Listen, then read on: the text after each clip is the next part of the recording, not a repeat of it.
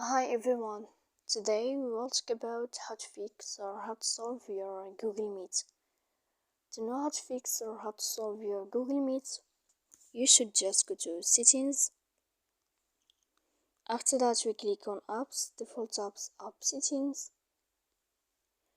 When you find this page, you will enter to the window of Google Meet and you will enter here.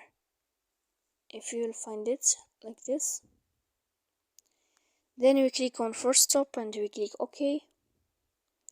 After that we click on storage,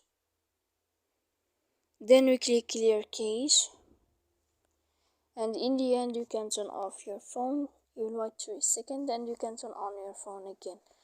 So please don't forget to support us by like and subscribe. See you next time in another video, and thank you for your attention and your watching.